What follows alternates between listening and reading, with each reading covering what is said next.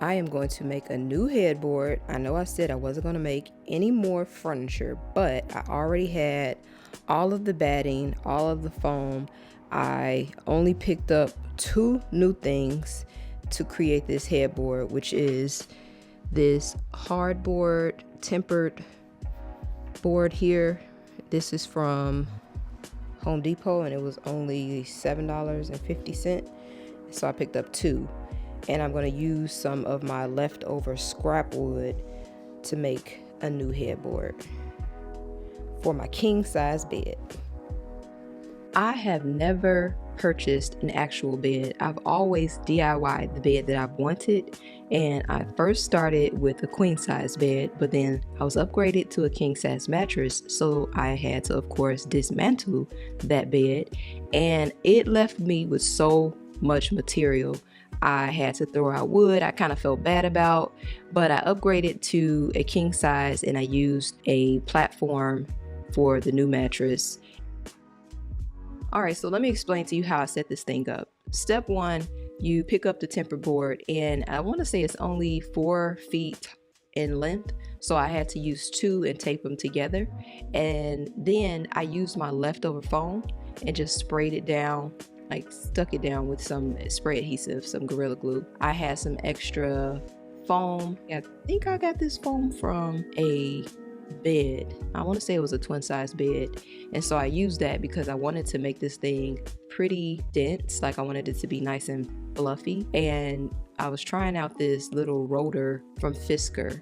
It did not work. I mean, it cut the foam, but it really was more of a headache. So I switched to my fabric scissors, which made the job a lot easier, and I just cut the foam down to size so that it can add that additional thickness. All right, now at the end of this video, I'm going to talk about the pros and cons of DIYing, because this is one of the projects that had me thinking a little differently. All right, step 3, I added some batting, and the batting helps to smooth everything out, and so I wrapped that and cut it to size, and things were starting to take shape. It was starting to look like a headboard. So I was feeling pretty good because I didn't waste, all the material. Now, the way that I plan to hang this thing up, and I did, because this actually has been up for 2 years. I had some scrap pieces of wood and I used liquid nails along with some Gorilla Glue, and I used a nail gun, and I just applied it to the back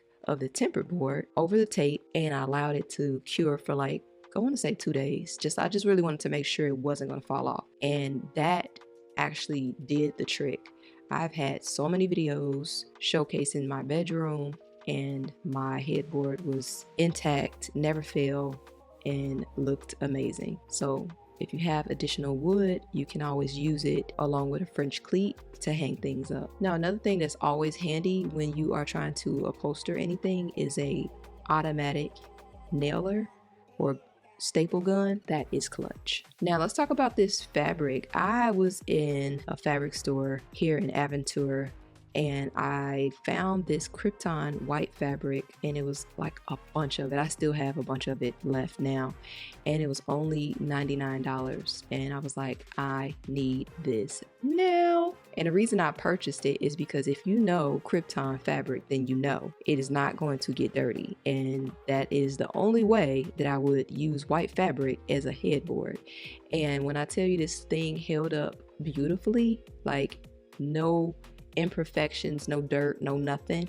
So I would definitely recommend, looking in like the clearance section for performance fabric if you're considering doing a DIY like this with white fabric. All right, here's where it got a little fancy. I'm like a low-key wannabe seamstress. Like I really don't want to really put my all into it, but when I try, like when I have a project, I be acting like I know what I'm doing. As you can see, I have some of the tools, and I wanted to use my sewing machine to kind of create the seams that you will see in a professional style headboard. I know I could have just, pulled the fabric back and stapled it like I've done before, but again, I wanted this headboard to be fancier and bespoke, so I went ahead and took a little bit of extra time and worked on my seamstress skills.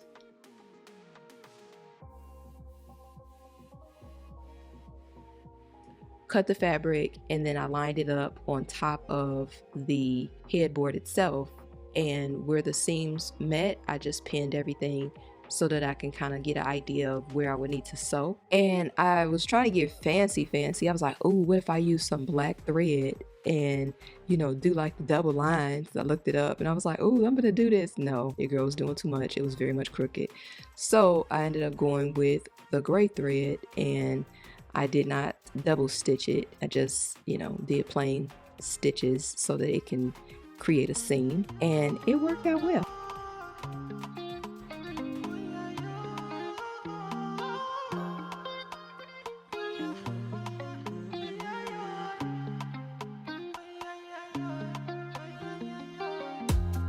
My baby, I like you. My baby, I die for you. See you, I see you. My baby, you know, I ride with you. My baby, I don't cover that, I die for you. I pray to the Lord, I rise to the Lord, gonna greet the Lord. I pray to the Lord, Fatumata Jambele, everything being safe again. Everything for your Jambele, oh Jambele, oh yeah. You are not a friend of me, no. Baby, you mean more to me. Like I said, I tailored the headboard just by sewing the seams so that it can have more of a 3D look. And I also steamed the fabric so that it can have that clean polished look. And this is one of the best steamers, hands down. I will link it in the description box. This is like a steaming iron. This works on carpets, clothes, fabric. It's amazing. Now you might be thinking, how did you hang this up? Okay, so I used my laser and I added 2x4s in the middle of each one of those wall moldings.